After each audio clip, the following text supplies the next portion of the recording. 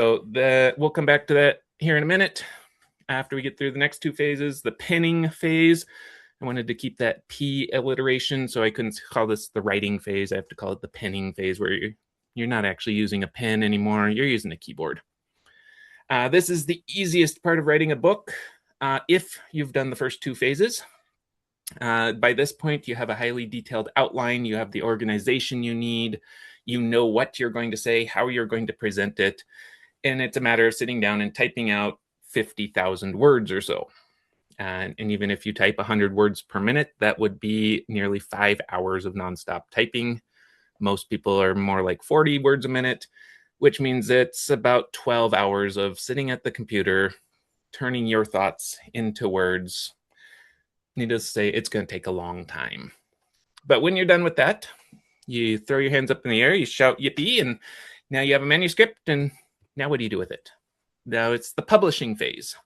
Uploading to Amazon and crossing your fingers is a surefire way to not sell any copies and probably not even get your book listed, because you need to take that manuscript, send it through a developmental editor. The developmental editor looks at the flow and the character development and making sure the entire book develops the way it's supposed to, rather than being all choppy and weird. Then it goes to a copy editor. Copy editors check for structure, sentence structure, grammar, punctuation, all that fun stuff we learned in 10th grade English and immediately forgot.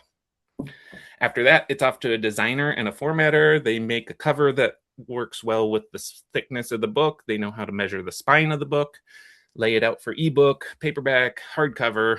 And finally, when that's all done, you upload it to Amazon, Barnes & Noble, Ingram Spark, and then it gets kicked back because of a stupid file error.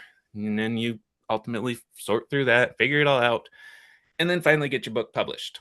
Now, you can use a publishing company and bypass all of this hard work. You just approve things. That is my highly recommended way to go. It costs a little bit of money, but it saves you a ton of time and frustration.